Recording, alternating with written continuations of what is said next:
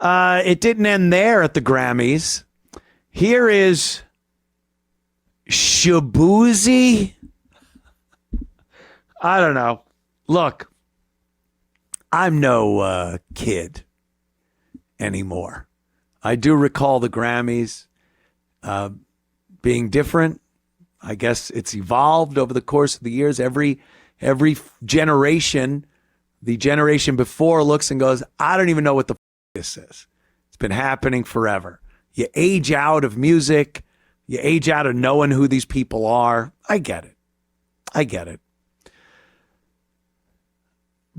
But Shaboozey, he's some black guy that apparently won for some country category. Huh? What? Shaboozey.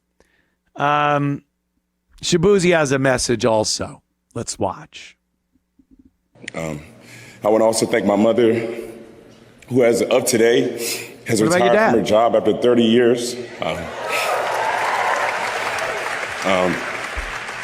Working in the medical field as a registered nurse in the psych ward. Oh boy, but she hits a lot. She worked 3 to 4 jobs just to provide for me and my 4 siblings as an immigrant in this country. Pause for a minute. Country, what did that say? Back up a little bit. Country duo group performance. Amen. Shaboozey and Jelly Roll. Now, I like Jelly Roll. I don't know his music, but he seems to be a God-fearing guy. He lost a lot of weight. He seems a little pissy eyes. He gets pissy eyes a lot. But look, so did your pal Anthony back when, he was 8. But Jelly Roll gets a little pissy eyes. He's very emotional. Got a lot of face tats. I think he made a lot of mistakes in life and had a lot of needs, a lot of attention he didn't get, perhaps. But country duo, I mean, I'm hearkening back to the days of, I don't know, Johnny Cash, Johnny and June Carter Cash, Dolly Parton, and Kenny Rogers. There's a country duo performance thing that Shaboozey and Jelly Roll. That's how far we have gotten from what America was. That the likes of Shaboozey and Jelly Roll are winning the country duo. All right. More Shaboozey, please. Sorry, I know I don't got too much time. I'm going to read this whole speech, though. I also want to thank Jared Carter, Abbas Patti, Tina Davis, Ghazi, Nima, Nate Stevenson, and the entire Empire team for believing in me. Thank you so much, brother. And everybody else, Sean Cook, Devin Sastry, Josh Klein, and TKG, my lawyer, Bob Celeste, and everybody that's a part of this, Harvey. Jew lawyer. Mason, thank you so much. I have the greatest team in the world. Thank you so much. And again, the last thing I want to say, immigrants built this country, literally. So this is for them. Immigrants built this country, so this is for them. Boy, they love leaving out that small little detail. Illegal. They love leaving that out. Illegal. Those are the ones being thrown out. Illegal aliens. Immigrants are staying here. The immigrants that come here and do everything as per the laws that we all agreed upon, that are enforced by government agencies, and when those rules aren't adhered to and someone runs off into the countryside, ICE and the Border Patrol are doing their work to snatch them up and throw them out the country. So when you say immigrants built this country, there's an element of truth there. People came here many, many years ago, and they were immigrants, and they assimilated over the course of time with our America's way of life, the ideals, things we hold dear to us, on an ethical standard, and they became Americans. They didn't want to be immigrants. They wanted to be Americans. Therein lies the difference. Because the illegals and even the legal immigrants that were brought here by certain administrations, like the Somali community up there in Minneapolis, they don't want to be Americans. They want to remain Somalis, immigrants. When Germans and Italians and the French and Irish, when they came here, they wanted to stop being immigrants as quickly as possible. Just Americans. Land of opportunity, willing to work. And, within a generation, their kids are speaking English and they're speaking English. Now, that ain't it. And the immigrants that came here and built America were Americans. Those were Americans that built this country. What are the Somalis in Minneapolis doing besides ripping off the American taxpayer blind? What are they doing? What services are they rendering to the country that benefits anyone else but their little bubble of Somalis? What do you think? People are going into their cauldron of shit restaurants? You think they're buying their stupid pajama clothes? Think somebody like, just your standard white suburban American is walking into a Somali store and buying their shitty sandals and wacky I hate white people hats? No. They're not any service to this country. They have no want, need, or ambition to become a benefit to the United States of America. They have their little place. Biden, Obama, Clinton carved them out a little niche in a corner of the country there, in Minneapolis, Minnesota, where they could just continue being the shit that they were when they were in Somalia. So when this douchebag Shaboozey says immigrants built this country, yeah, immigrants that the second they got here, all they did was strive to be Americans. 2 generations later, they weren't still sounding like they came off the boat. So enough, Shaboozey. Shaboozey indeed. Shaboozey indeed. And then there's just the... Hi, this is Anthony Cumia. Hello, I'm Gavin McInnes. And together we're Compound Censored. And we would like you to subscribe with this deal using this promo code right below me right now. Do it, because it's very entertaining. Angle of the Grammys. This is just a great example. The red carpet, Remember when the celebrities would go out on the red carpet and everyone was, what are they wearing? Who are you wearing? What jewelry? Oh, I'm wearing Christian Dior, and my jewelry is from Tiffany, and somehow, for some reason, people gave a shit. Well, now it's just a freak show. CeeLo goes out on the red carpet with his son Lake, who just dressed like a monster. And we just supposed to go, oh, you're just like a monster. And then Heidi Klum, the coal burner herself, she comes out in some... It's not even a dress. I don't know what this is.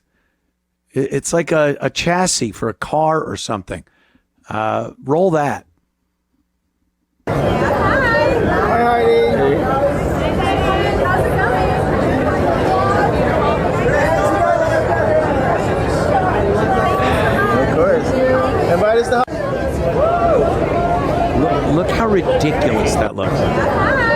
she can't walk. Obviously, she can't sit down in that thing.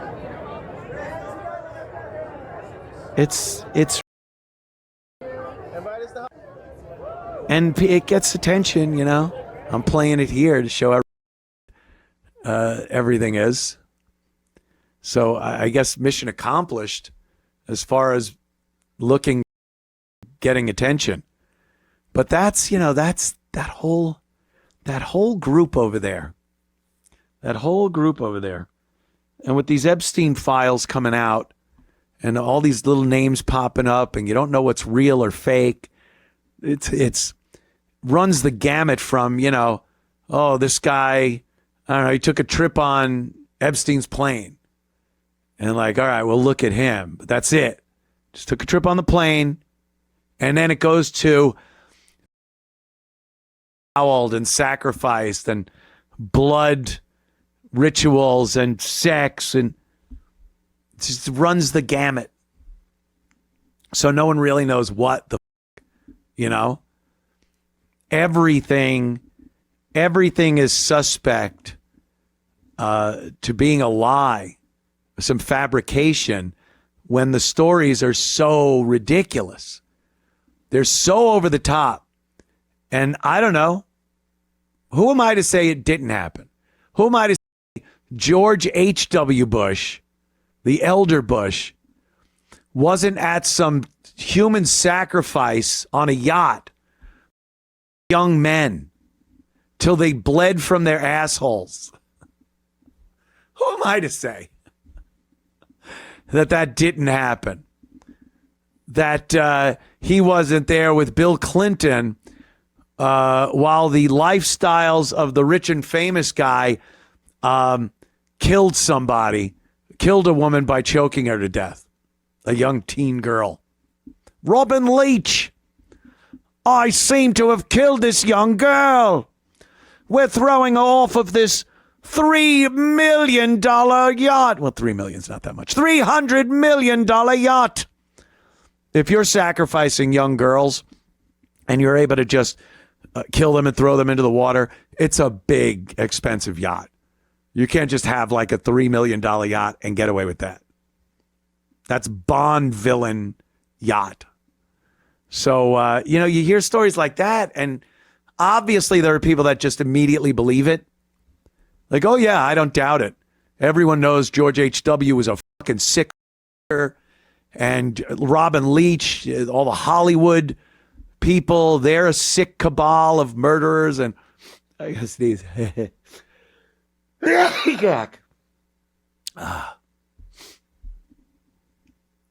So I don't know.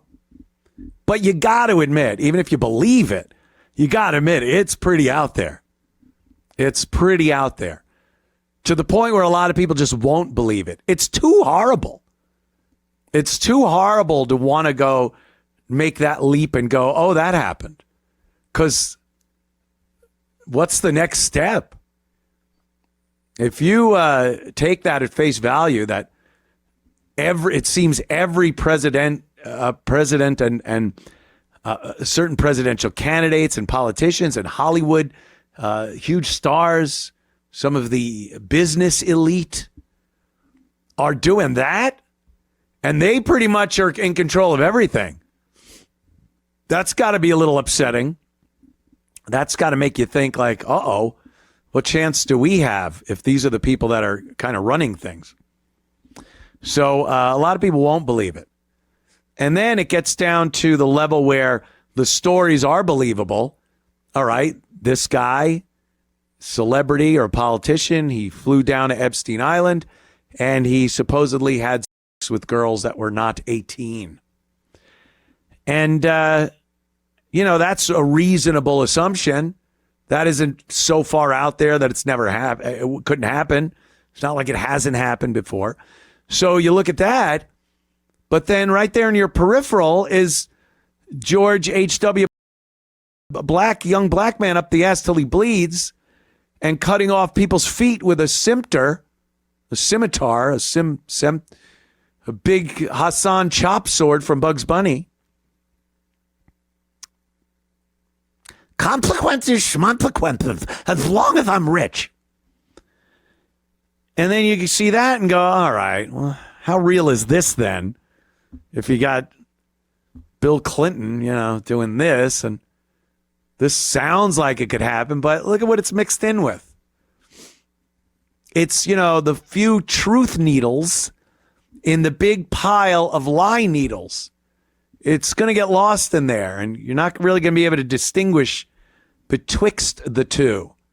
So that's the big danger when it comes to finding any credibility in any of these Epstein files.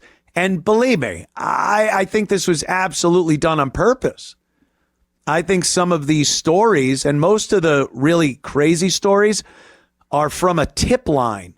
They set up an Epstein tip line when this whole thing kicked up, so people could call potential victims, past victims of Epstein and his cohorts.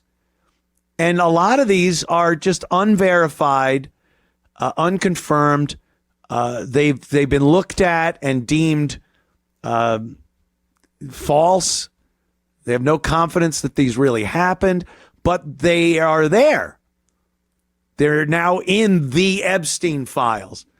They're not in a category that says this is all the bullshit from the Epstein files and this is the real stuff.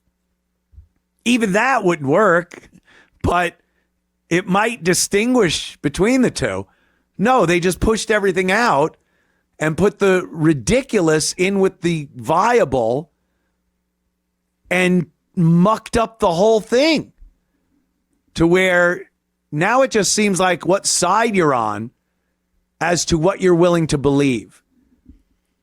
Democrats and liberals, they'll believe anything if it implicates a Republican, a conservative, Trump, shit like that. And then anyone from the right will look, and if it implicates Clinton, Biden, Hillary, any of that, you're going to believe that. Meanwhile, none of it seems to be verified or verifiable. So it all gets thrown out. It all just is a big thing of plausible deniability, and none of it can be taken as the truth. So, and again, like I said, I believe that is exactly the motive. I think that's exactly what happened. Let's say that I wouldn't doubt that they made up the people that came up with these 6 stories. Oh, yeah, we had a hotline. Meanwhile, it's like Howard Stern's phone calls on his radio show. It's an intern in the back room. So you got these agents, these FBI agents, and go in the other room. I think it's time you made a phone call. And then they call these answering machines, which is pretty much what it was, and they levy these accusations against people just to muddy the waters of the whole thing. And now what do you have? A bunch of lies mixed in with stuff that's plausible, but who knows? And you got nothing. You have nothing. Brilliant, really. Really a brilliant move. No one's definitely implicated. You didn't have to... Real names are used, but in some scenarios, it's so ridiculous, no one will really believe it. So you've exposed names and horrific acts of terror against children and blood rituals. You put it out there. It's out there. But no one's going to believe it because it's too crazy. Some of it is true. Some of it isn't. Brilliant. A brilliant move. Sometimes Gavin says, what do you think it is? This brilliant conspiracy or just this cavalcade of incompetence? And this really makes me lean more toward the brilliant conspiracy of the power brokers, the people that are really in charge of things. The truly evil people that are doing things that you would only think happen in literally a church of Satan. And they get to put it out there with impunity. No one pays. No one really has any consequence to these accusations that are being made. Imagine that conversation with some people. Do you know the things I've done? They're horrific. I will be looked at as the worst person in the universe. And then someone just laughs and goes, come here. Pats him on the back. We're going to put out everything you did. Everything. The child sacrifices, the adrenochrome, the sexual assaults, the rapes that left people bloody and unconscious or dead. We're going to put it all out there. And your name is going to be on it. You did this. Are you crazy? No one's going to believe it. Don't worry. It's really kind of funny if you think about it, right? We'll just put it all out there. Every one of your diabolical, devious crimes against humanity with your name firmly attached to it. Let it out for the whole world to see. And no one of any merit is going to believe it. And that's exactly what happened. Stunning. Stunning. And that's my take on the Epstein files. Philly has a sheriff, police chief. The sheriff isn't. He's saying the sheriff is near. No, damn blammer. The sheriff isn't. Philly sheriff put out a recruiting video. Now, I've seen law enforcement recruiting videos over the course of the years. They usually involve men. It's reminiscent of an old Army commercial from the good old days where they're like, would you like action? Travel, see the world, kill some. That's kind of what the sheriff videos were like, or the law enforcement recruit videos. Then we got this, I don't even know what it is. Every Democrat-run city in this country had to get a big fat black woman as their head muckety-muck. Chief of police, the head sheriff, all these, they had to get the big fat black women in charge, large and in charge. And these cities are all fucks of crime and no real punishment. Philly, no different. But there's a recruiting video. Now, picture, if you will, a white dude, in shape, educated.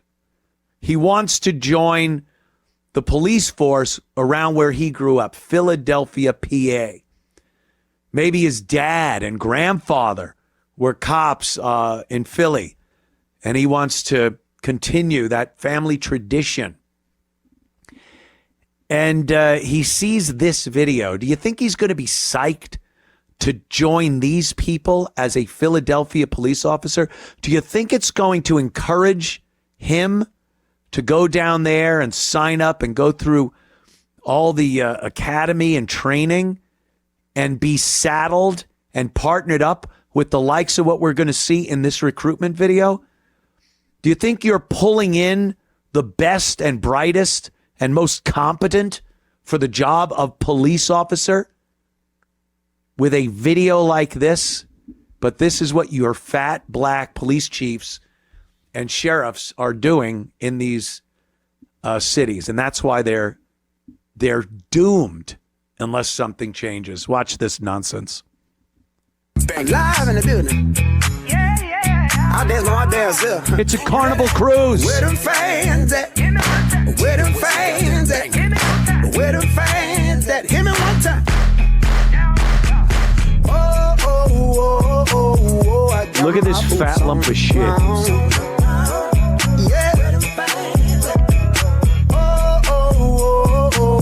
I got my Look at the bicycle cops. Where the fans at?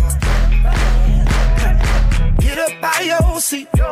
Let your body move.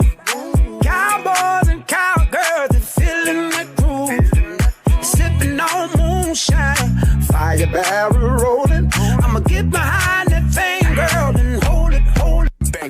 Holy mother of.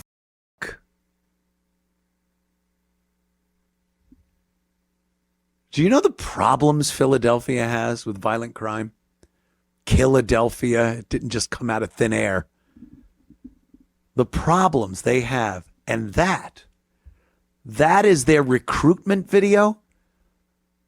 They should have brawny men in tactical gear smashing in doors to tract houses and pulling drug dealers and gang members out and throwing them into police vans. That should be the recruitment video. Where them fans at? Where them fans at?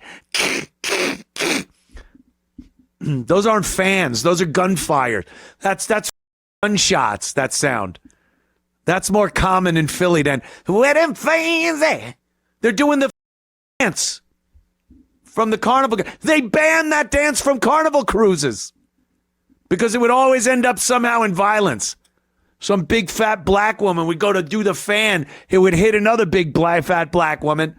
And before you know it, they're beating the shit out of each other on the dance floor. Where's security at?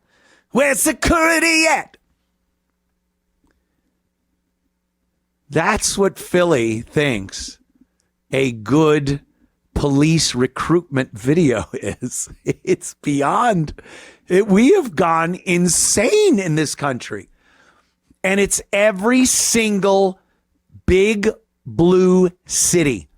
Every Democrat-run city is just like that. Do we want a competent police chief? No. We want a fat black woman police chief. Isn't it statistically improbable, at least? Will you go along with statistically improbable that every blue city, the vast majority, let's say, of Democrat-run cities has a big fat black woman in charge of their law enforcement? Doesn't it just seem improbable that they every time turn out to be the most qualified people? That little video shows me they're not qualified. Being qualified would be including shit in your recruitment video that shows what the job's about. What am I going to be doing on a daily basis? All right, you want me as a recruit. I'm a young guy. I'm a young guy. I'm healthy. Again, there's a family tradition of police work. What are you tempting me with? I want some excitement, but I also want good pay. I want an ability for overtime, a pension. What is my work out there too? What is Philly and law enforcement all about? What's that relationship like? Show that. Where the fans at? That's what we get instead. Laughable.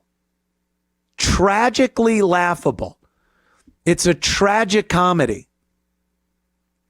Tragedy comedy. The two masks on the wall. The drama. Holy shit. Holy shit. It is Black History Month. I didn't forget. I didn't forget. And every Black History Month, social media is just flooded with the amazing accomplishments of blacks over the course of history. Their amazing inventions and solutions to problems that we've had that stupid white people just couldn't figure out over the course of history. And when you look a little deeper, you don't even have to go too deep, just a little deeper into these things. Most of them are fallacies. At the most, they had something to do with some innovation. You know, there were some black people that worked in Edison's lab in Menlo Park. And some of them stole some of the patents. You know, they realized patents were a big thing and money could be made. So they take other people's work and patent it. White people did this too. White people stole patents all the time. But when black people did it, down the road, a few years later, people didn't go, oh, he stole a patent. They went, look what he invented. He electrical engineer and he invented the light bulb. No. The white guys got, you know, jail time perhaps, got the patent taken away from them. Black people all of a sudden became the inventor of whatever patent they stole. And, you know, that's what they'll celebrate all through this Black History Month. So if you enjoyed that clip, Then subscribe to Compound Censored using this promo code.